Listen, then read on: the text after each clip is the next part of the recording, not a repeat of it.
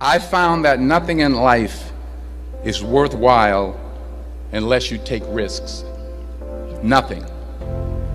Nelson Mandela said, "There is no passion to be found playing small and settling for a life that's less than the one you're capable of living." Now, I'm sure in your experiences in school and applying to college and picking your major and deciding what you want to do with life, I'm sure people have told you to make sure you have something to fall back on. Make sure you got something to fall back on, honey. But I never understood that concept, having something to fall back on. If I'm going to fall, I don't want to fall back on anything except my faith.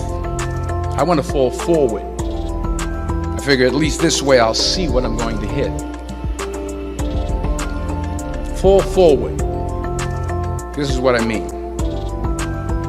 Reggie Jackson struck out 2,600 times in his career, the most in the history of baseball. But you don't hear about the strikeouts. People remember the home runs. Fall forward.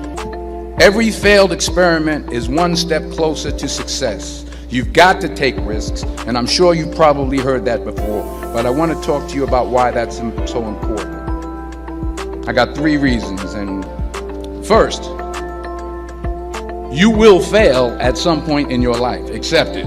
You will lose. You will embarrass yourself. You will suck at something. There's no doubt about it. And I know that's probably not a traditional message for a graduation ceremony, but hey, I'm telling you, embrace it. Because it's inevitable, and I should know. In the acting business, you fail all the time. Early on in my career, I auditioned for a part in a Broadway musical. Perfect role for me, I thought, except for the fact that I can't sing. I didn't get the job. But here's the thing. I didn't quit. I didn't fall back. I walked out of there to prepare for the next audition, and the next audition, and the next audition. I prayed. I prayed, and I prayed. But I continued to fail, and fail, and fail. But it didn't matter, because you know what? There's an old saying, you hang around the barbershop long enough, sooner or later you're going to get a haircut. So you will catch a break. And I did catch a break. Last year, I did a play called Fences on Broadway. Someone talked about it. Won the Tony Award. And I didn't have to sing, by the way. But here's the kicker. It was at the Court Theater. It was at the same theater that I failed that first audition 30 years prior. The point is, every graduate here today has the training and the talent to succeed. But do you have the guts to fail? Here's my second point about failure. If you don't fail, you're not even trying. I'll say it again. If you don't fail, you're not even trying. My wife told me this great expression. To get something you never had, you have to do something you never did. Les Brown's a motivational speaker. He made an analogy about this. He says, imagine you're on your deathbed, and standing around your deathbed are the ghosts representing your unfulfilled potential. The ghost of the ideas you never acted on. The ghost of the talents you didn't use. And they're standing around your bed, angry, disappointed, and upset. They say, we came to you because you could have brought us to life, they say. And now we have to go to the grave together. So I ask you today, how many ghosts are going to be around your bed when your time comes?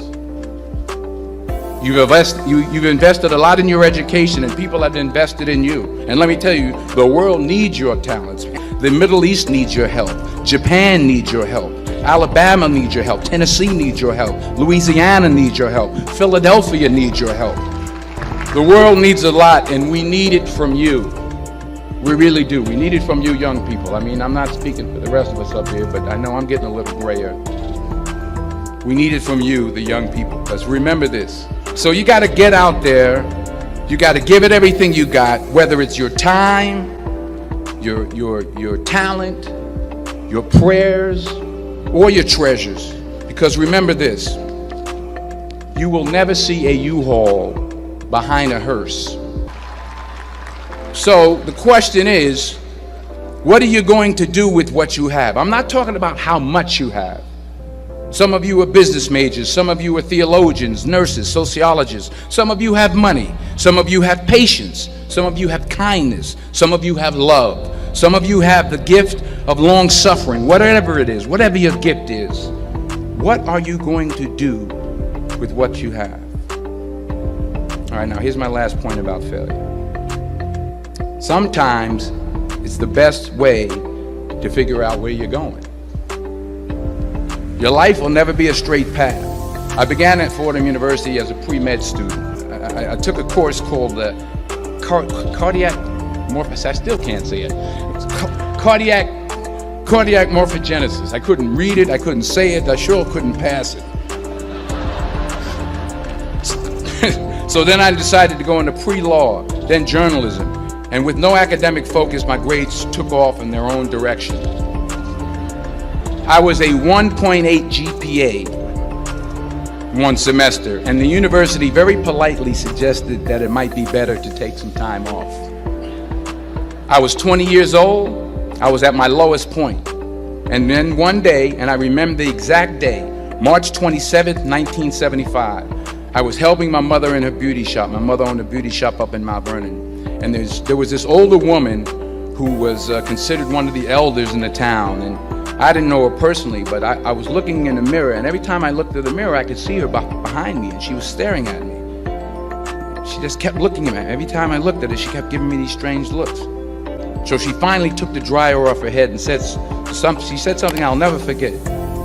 First of all, she said, "Somebody give me a piece of paper, give me a piece of paper." She said, "Young boy, I have a prophecy, a spiritual prophecy." She said, "You are going to travel the world and speak to millions of people." Now mind you, I'm 20 years old, I'm flunked out of school. In fact, like a wise ass, I'm thinking to myself, maybe she's got something in that crystal ball about me getting back into school next fall. But maybe she was onto something, because later that summer, while working as a counselor at the YMCA camp in Connecticut, we put on a talent show for the campers. And after the show, another counselor came up to me and asked, "Have you ever thought about acting? You're good at that." So when I got back to Fordham that fall, I got in and I changed my major once again for the last time. And in the years that followed, just as that woman prophesied, I have traveled the world and I have spoken to millions of people through my movies. Millions who up till this day couldn't see me, who up till this day I couldn't see while I was talking to them, and they couldn't see me, they could only see the movie. They couldn't see the real me. But I see you today, and I'm encouraged by what I see. And I'm strengthened by what I see. And I love what I see. You'll see everything I'm talking about today. You'll see what I mean about taking risk or being willing to fail. Because taking risk is not just about going for a job.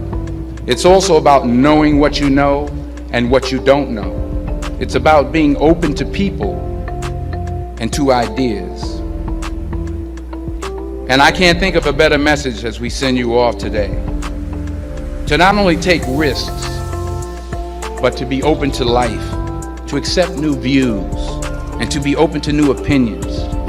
To be willing to speak at a commencement at one of the best universities in the country, even though you're scared stiff. While it may be frightening, it will also be rewarding. Because the chances you take, the people you meet, the people you love, the faith that you have, that's what's going to define you. So members of the class of 2011, this is your mission. When you leave the friendly confines of Philly, never be discouraged, never hold back, give everything you got. And when you fall throughout life, and maybe even tonight after a few many glasses of champagne, remember this: fall forward.